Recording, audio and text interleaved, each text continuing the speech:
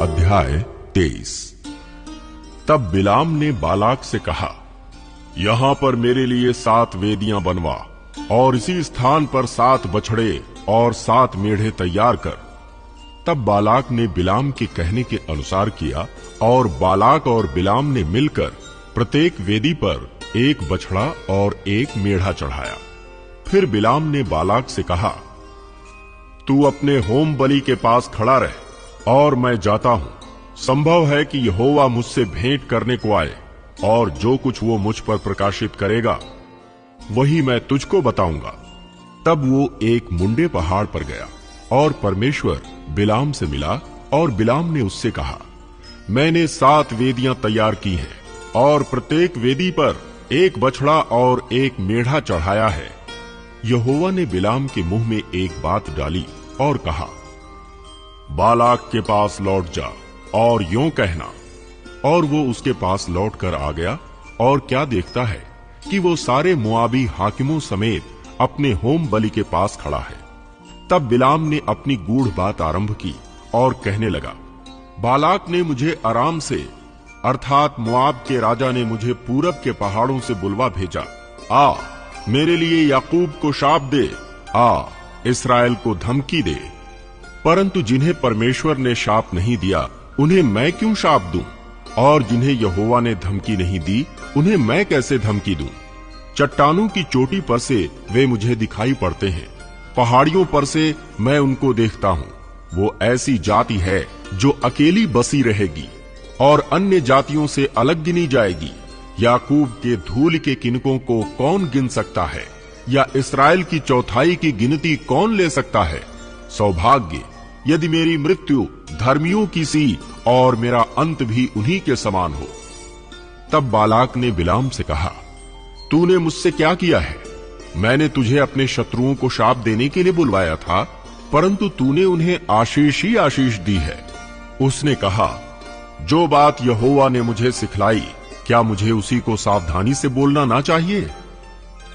Balak ने उससे कहा, मेरे संग दूसरे स्थान पर चल जहां से वे तुझे दिखाई देंगे।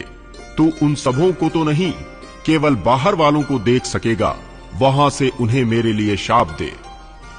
तब वो उसको सोपीम नामक मैदान में पिसगा के सिरे पर ले गया और वहां 7 वेदियां बनवाकर प्रत्येक पर एक बछड़ा और एक मेढ़ा चढ़ाया।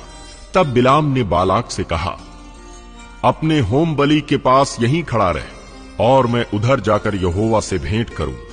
और यहोवा ने बिलाम से भेंट की और उसने उसके मुंह में एक बात डाली और कहा, बालाक के पास लौट जा और यूं कहना।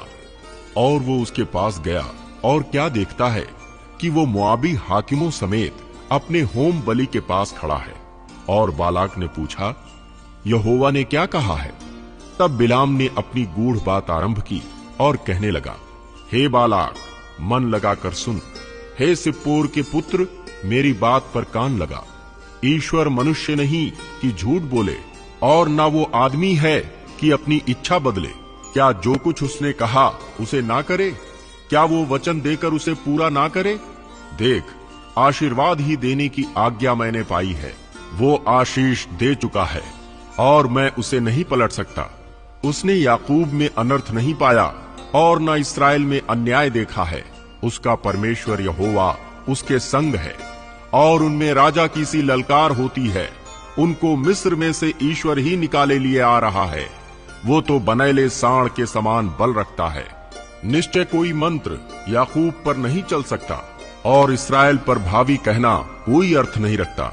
परंतु याकूब और इस्राएल के विषय में अब ये कहा जाएगा कि ईश्वर ने क्या ही विचित्र काम किया है। सुन, वो दल सिंघनी के समान उठेगा और सिंह के समान खड़ा होगा, और जब तक अहेर को ना खा ले और मारे हुओं के लहू को ना पी ले, तब तक ना लेटेगा। तब बालाक ने बिलाम से कहा, उनको ना तो शाप देना और ना आशीष देना। बिलाम ने बालाक से कहा, क्या मैंने तुझसे नहीं कहा कि जो कुछ यहोवा मुझसे कहेगा वही मुझे करना पड़ेगा? बालाक ने बिलाम से कहा, चल, मैं तुझको एक और स्थान पर ले चलता हूं। संभव है कि परमेश्वर की इच्छा हो कि तू वहां से उन्हें मेरे लिए शाप दे। तब बालाक बिलाम को पोर के सिरे पर, जहां से यशीमोन देश दिखाई देता है, ले गया। और बिलाम ने बालाक से कहा, यहां पर मेरे लिए 7 वेदियां बनवा और यहां 7 बछड़े और 7 मेढ़े तैयार कर। बिलाम के कहने के अनुसार बालाक ने प्रत्येक वेदी पर एक बछड़ा और एक मेढ़ा चढ़ाया।